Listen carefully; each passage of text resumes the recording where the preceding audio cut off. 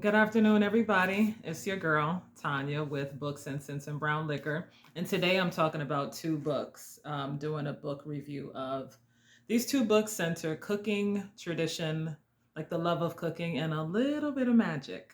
All right. So the first book I'm talking about is Like Water for Chocolate by Laura Esquivel. And this book is old. This is like an old classic. I think this was written in like 1989. This book is so good. Oh my God. I love this book. First of all, I love the structure. It's broken down in 12 chapters. Each chapter is a month of the year. And I just want to show you, like, oh, to the table or to bed. You must come when you are bid. But like I start, chapter one is January, right? And every single chapter opens up with a recipe. Can you see the recipe? Okay, whatever, but it it starts with a recipe. What I love about this story is our main character, her name is Tita, and she has this amazing love of cooking. So like I said, every chapter it starts with a recipe and it starts with her preparing the food. So basically, Tita is the youngest of three sisters. The story takes place in Mexico during the Mexican Revolution. So we're talking like the early 1900s. So basically, their father has passed and they're living on a ranch in Mexico with their mother, Mama Elena.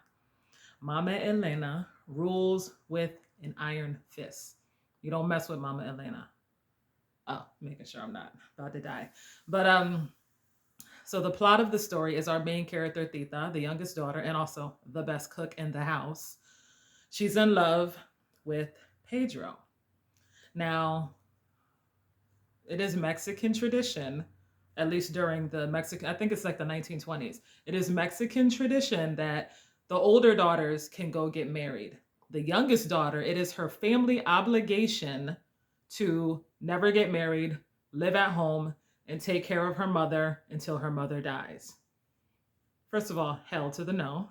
Okay, but that's the fucking tradition. Yo, that sucks.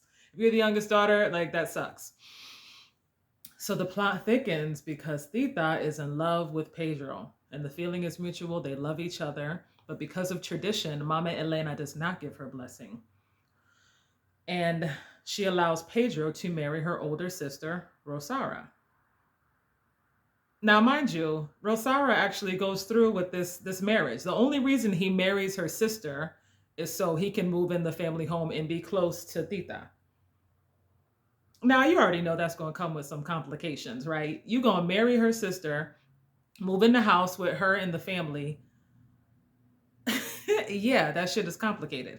So, not only that, but Mama Elena is like, look, you know the tradition. You're obligated to live with me and take care of me until I die. And she has to prepare the meal for the wedding.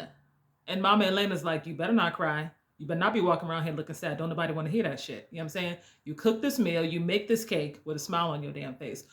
Why is it that tradition always has to come with suffering? You know what I mean? Like, why do I have to suffer in order to maintain the family tradition? I think that sucks. I would have ran away and had all his babies, but whatever.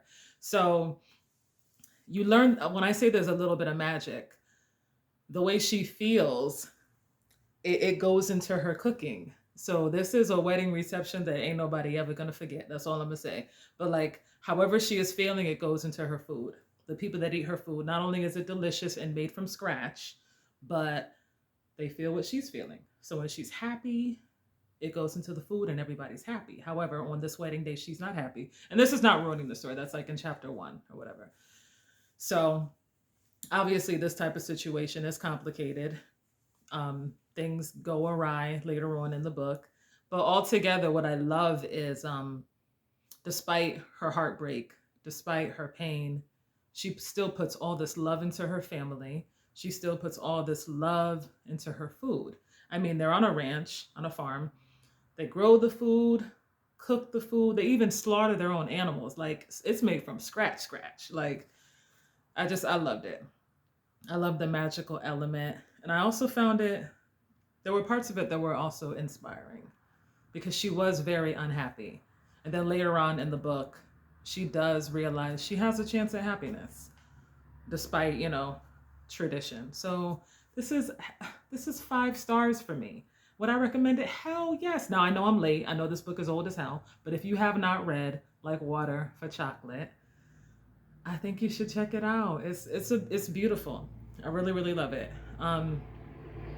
Yeah, I'm still looking for the movie. Okay, the movie is like I don't know. I'm still looking for the movie, but whatever. 5 stars. I would recommend it. Yes. Okay. And then the next book,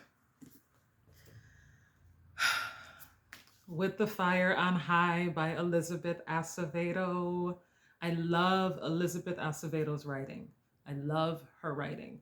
I love the fact that her writing is for young readers, but it deals with real topics.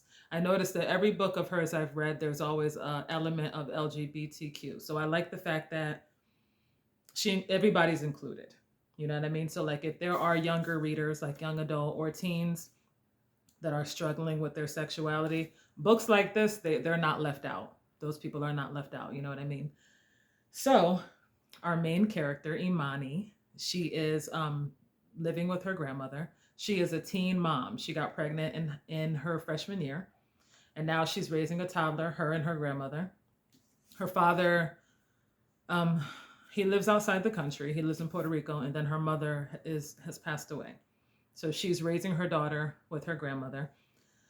What I love about the book, aside from her love for cooking, what I love about this book is